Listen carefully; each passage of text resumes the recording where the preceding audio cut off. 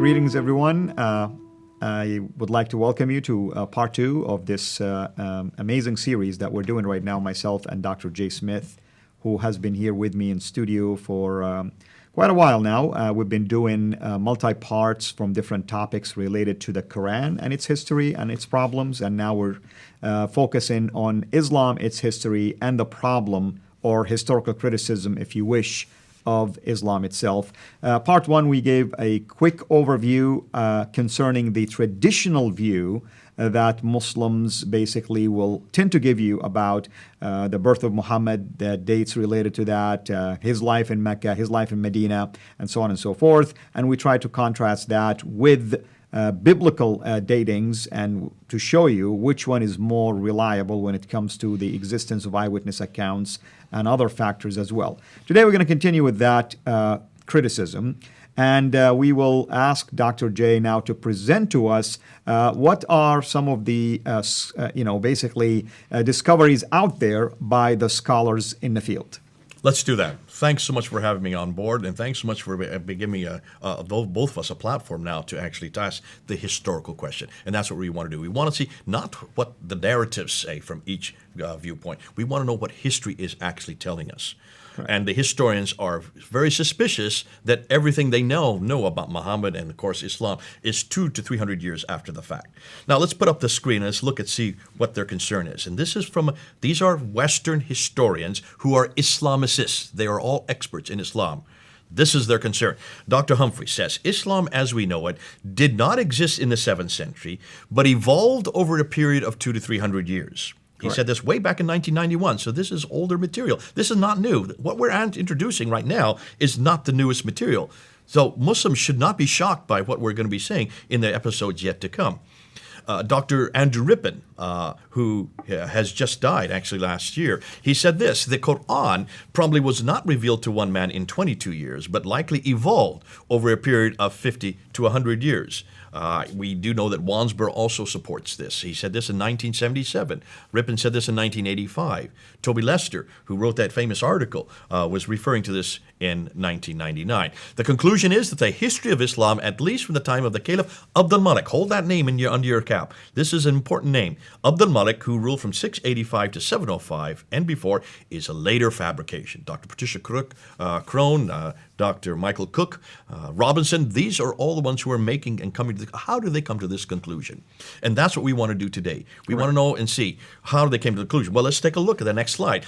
If so much of the Islamist history, and this is their concern, was created so late, like we said in the first episode, why did it take so long to write it all down? Why did it take 200 to 300 years to write this down? If this is the greatest prophet in the history of mankind, if this is the seal of all the prophets, they should have written down right away. Absolutely. Absolutely. And Muslims, whenever I've asked this, they said, well, they were not literate. Now, hold on, stop a minute. They controlled Basra, Baghdad, Damascus, Jerusalem, Cairo by 652. All those 5 great cities of the Levant were under their jurisdiction. By the time Abdul Malik comes to power in 685, they controlled all the way from Spain in the west to India in the east. That whole swath of land was under their control. Are you telling me nobody could read and write between India and Spain? They had a lot of educated people in there. Absolutely. And remember, there was a library in Alexandria that was destroyed in the 5th century. This is 200 years before what we're talking about. What do you have in libraries if they're not books? So certainly they could read and write. They were not illiterate. This was, weren't we just talking about the compilation of the Quran? At the time of Abu Bakr, the first compilation by Abu Bakr, Zayd ibn Thabit does that in 632 to 634. Didn't we also talk about a second compilation by Uthman? Absolutely. This is the mid-7th century. Even the traditions tell us that the Quran was written down. So certainly someone had to know how to read and write if they wrote it down. Absolutely. And Muhammad himself, according to the tradition, had people around him in his immediate circle, close circle, that used to write for him. Absolutely. Ubay ibn Ka'b, Ibn Masud, Ibn Musa, Zayd ibn Thabit. Who are these guys? They were all writing codices. So this idea of illiteracy maybe worked for Muhammad and just for him, but certainly not to his companions and certainly not for the Quran. Now, so where did these 9th century, where did Al-Bukhari, where did Sahih Muslim, where did Ibn Dawud, where did Tirmidhi, where did they get their material from? Correct. If they didn't know the man, if they weren't there, hadn't seen him, 200 or 300 years, if they didn't know that, then our question, and this is a good question, historical question, can we therefore trust it if it's 200 to 300 years later? Yep. And should we correct. therefore go back to the 7th century? Shouldn't we go back to what actually happened? So let's do that, and let's see what they're finding. Let's do it. Now this gets fun, because it's when we go back to that century that we're going to see a lot. Now let's just look at this map here. I'll put it up on the slide there. You can see it. Look at the brown area. That's the area that they controlled by 661. So we're talking roughly 30 years after Muhammad's death. All that brown area, that includes Persia and Arabia. They're starting to move across Libya, over across northern Africa, and they're going to eventually get all the way up to Andalusia. And over the other direction to the east, they're going to eventually get all the way to the Mongol Empire in India. So that's the swath of land that they control within 30 to 40 to 60 years, because we're looking at the first 60 years after Muhammad's death, up to the time of Abdul Malik, who is the great caliph, the great reformer. He's going to be coming into quite a bit, and that's why I keep on mentioning his name as we move into this material. But just so you get the map, so you see what we're looking at. Now, let's look at this slide, because these are the major scholars who I'll be using, and I have been using. Dr. John Wansborough, he was head of department at School of Oriental and African Studies there in the University of London in London. He wrote 2 books called Quranic Studies and Sectarian Milieu in 1977 and 1978. That blew open this whole thing of historical criticism, because he was basically saying in those 2 books, everything we see in the Quran does not make sense for the 7th century. This is material that was what they wouldn't have had access to until the 8th century, because these were being written in places like Ctesiphon, which was the archaic name for Baghdad. It doesn't make sense this early. From a literary standpoint, I don't understand how you can have this kind of material that early, because it's all been borrowed. He was very clear. It has been borrowed, and we know who they borrowed from, because this material that they borrowed from, like we said in our earlier episodes, were written down in the 2nd century, in the 5th century, but they were not in the Hijaz, in that part of the world that Muhammad was living, if he did live down there. Haunting, who is my professor when I was at School of Oriental African Studies I was there in 1994. 1995, and I studied under him. He has been the one that just opened up for me. I had never heard this material until I studied under him about all the problems of the 1st century of Islam. Dr. Patricia Krone, this woman from Denmark who studied under Dr. Wansborough and got her doctorate there at SOAS, then went and was head of department at Oxford University when she wrote Meccan Trade and the Rise of Islam. We're going to talk about her when we get to Mecca. She reads and writes 15 languages. I know, in different languages, absolutely. These are archaic languages. These are not modern languages. These are archaic languages. I don't know anyone that has that kind of caliber. She's a linguist. So she went back, and she did what all historians should do. She went back to the original documents. That's why she is so threatening to a lot of Muslims. They absolutely hate her guts. Now, she has just died last year. That's right. But I got to know her when she then wrote this book. She then got death threats and then moved to Cambridge University. And she helped me in fact, she was the one that helped me put my debate together in 1995 when I debated Dr. Jamal Badawi on this material. That was in 1995, August of 1995. I did my first debate with Dr. Jamal Badawi, considered to be the world authority on the Quran in the English-speaking world at that time. He came through the Trinity School at Cambridge, and we did this debate, a 2-hour debate, and I gave him 10 historical challenges. 1995 we're talking about. We're now in 2018. And they remain probably standing. Those 10 questions he could not answer. They are still up there on the internet today, and we're going to unpack some of them, but we've moved way beyond since 1995. It's much easier today, as you're going to find out as we go through this episode. Dr. Rippin from Oxford University at that time. He's now moved. He's no longer there. But when I knew him, he was at Oxford University. He reads and writes 18 languages. So these are linguists. These are the ones, that's why they're so dangerous, because they're going back to the original documents. Did I say Rippin? I'm sorry, that wasn't Rippin. That was Hoyland. It was from Oxford. Dr. Andrew Rippin is from Calgary, and he was the one that probably has taken this very difficult academic material and brought it to layman's terminology. That's why correct. I recommend him. Focus on the Quran a lot. There you go. And he focuses on Islam and how Islam began, and he's got some great material on their beliefs and practices. Correct. Now, Hoyland is the one I meant to talk about. Is from Oxford. He reads and writes 18 languages. And he has a wonderful book, by the way, Seeing Islam as Others See It. And probably the best book that actually shows that the people that were living at that time did not know about this religion. They were Did just not- quotations, but not specific names or anything There like was that. no reference to a people called Muslims, no reference to a religion called Islam, no reference to a book called the Quran, and no reference to a man named Muhammad, except from external sources. We'll get to that later. Dr. Yehuda Nevo, out of University of Jerusalem, did the best work in looking on the earliest inscriptions, showing us that the documentary book just doesn't fit this historical narrative coming out of Islam. And then from the German school, you have Dr. Gunther Luning, you have Dr. Gerd Puin, you have Dr. von Bothmer, and you have Dr. Ohlig. These are the ones that we used a bit in our last episodes, who then unpacked the Quran and looked at the earliest manuscripts.